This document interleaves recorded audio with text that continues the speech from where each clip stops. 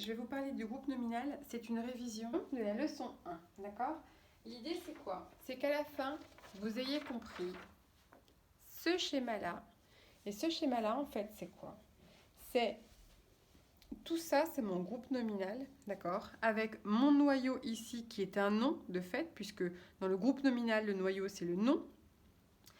Le minimum d'un groupe nominal, c'est le nom et le déterminant, les deux objets les plus importants. Et ensuite, on a éventuellement de la prémodification, d'accord, qui peut consister en différents schémas différents.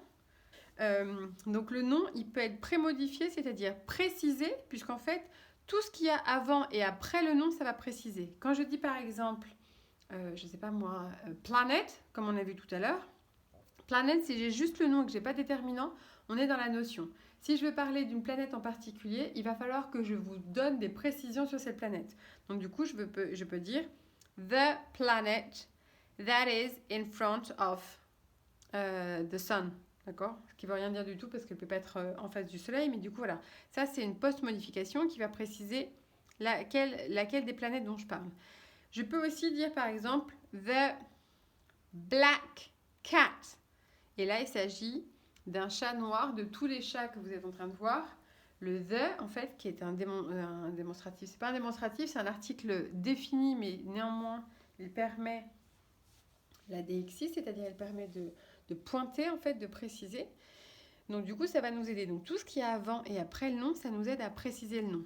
Le déterminant nous aide aussi. Alors, il y a différents schémas pour prémodifier, c'est-à-dire pour préciser.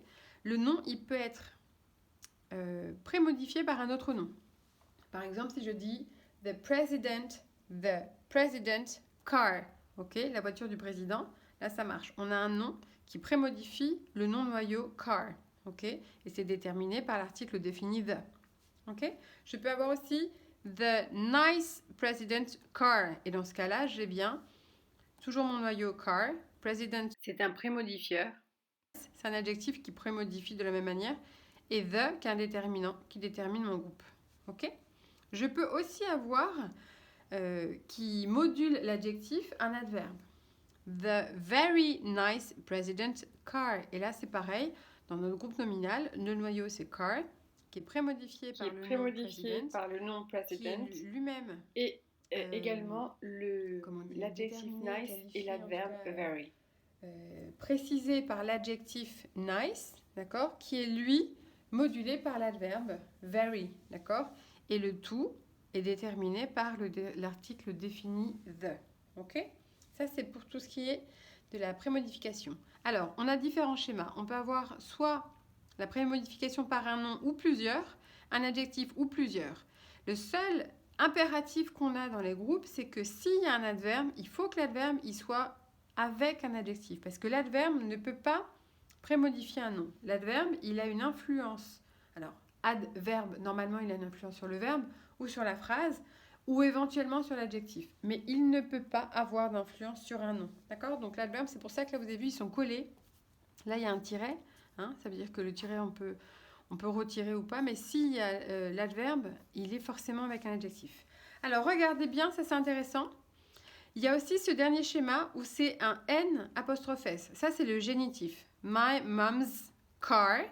Le noyau, c'est car. Mom's, c'est à la place du prémodifieur. D'accord? Et my, ce serait un déterminant. Alors, au niveau syntaxique, ça marche. My mom's car, on peut imaginer que le génitif, là, il est prémodifieur.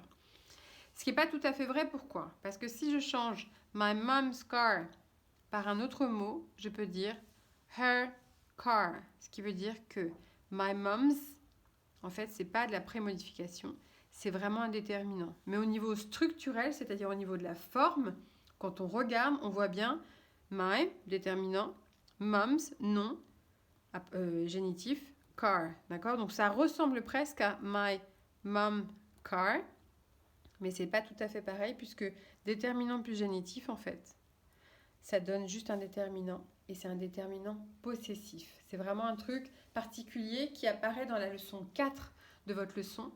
Donc en fait, ce schéma-là, il est valable pour la première leçon et pour le premier semestre.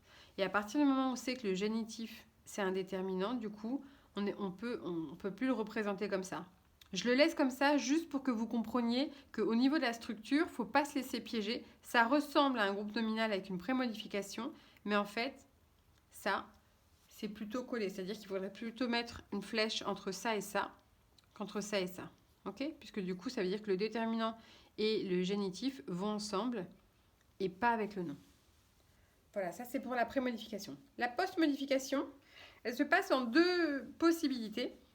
Soit un groupe prépositionnel. Alors, un groupe prépositionnel, c'est quoi? Eh bien, c'est une préposition. Et là, regardez bien, hop, on a la même chose. Hop, on a la même chose. Hop, on a la même chose. Donc ici, on voit, c'est un groupe nominal. Hein, il a la même forme que ça. Alors, je ne sais pas si ça se voit bien. Mais du coup, en fait, c'est comme les poupées russes, un enchâssement, c'est-à-dire qu'à l'intérieur du groupe nominal, on a un groupe nominal introduit par une préposition. Donc, le tout, c'est un groupe prépositionnel. Ok, ça c'est pour la postmodification. Par exemple, the cat of my neighbor. D'accord? Ou bien the cat of the man next door. Par exemple. Ok? Ça va? La deuxième possibilité pour la postmodification, c'est d'avoir une relation prédicative, c'est-à-dire un sujet et un prédicat. The man I saw. L'homme que j'ai vu, ok? The man I saw. S pour sujet, P pour prédicat. D'accord? Ou bien the cat I ate. Le chat que j'ai mangé. Ok? Et donc tout ça, c'est de la postmodification. En anglais, c'est assez simple. La postmodification, elle prend deux formes. Ok? Et la prémodification, en gros, elle prend deux formes aussi. Bien sûr, ça peut se complexifier.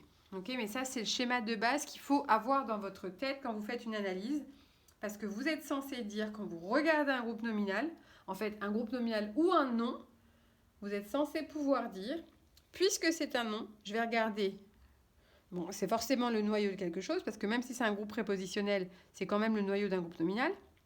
Donc, je regarde ce nom. Alors, et là, je ne vous parle même pas de dire si c'est dénombrable, indénombrable, mais en tout cas, je repère que c'est un nom, que c'est un noyau, et du coup, je cherche son déterminant. Ok? Et après, je vois ce qu'il a comme prémodification, et éventuellement, je peux chercher les post-modifications. C'est pas ce qu'on vous demande dans ce semestre-là, mais en tout cas, c'est sympa de pouvoir dire c'est un groupe nominal, éventuellement de donner la limite du groupe nominal où il commence ou finit, ok? Mais en tout cas, de donner minimum, nom et détermination. Pourquoi? Parce que là, dans le chapitre 3, on vous parle du nom, dire s'il est dénombrable, indénombrable, collectif ou pluriel, ce qui nous donne des indications, et qui nous laisse deviner la détermination qui peut lui aller. Parce que forcément, si on a un nom dénombrable, c'est-à-dire qui peut se compter, on va pouvoir avoir des déterminants devant qui ne sont pas les mêmes que si c'est un indénombrable où on ne peut pas compter. Parce que si on a water, là, on ne pourra pas avoir to. Ok? Mais par exemple, si jamais on a students, on pourra avoir devant to. J'espère que cette vidéo vous aura aidé à vous rendre compte à quoi ressemble un groupe nominal et de garder bien ce schéma en tête quand à chaque fois vous analysez sur un texte, demandez-vous où se trouve le groupe nominal en partant de son noyau, en vous demandant si le noyau il est dénombrable, indénombrable et donc en projetant sa détermination, en regardant la détermination qui est présente ou pas, n'est-ce pas, parce que l'article 0 n'apparaît pas, et ensuite en regardant la prémodification et la postmodification. Voilà.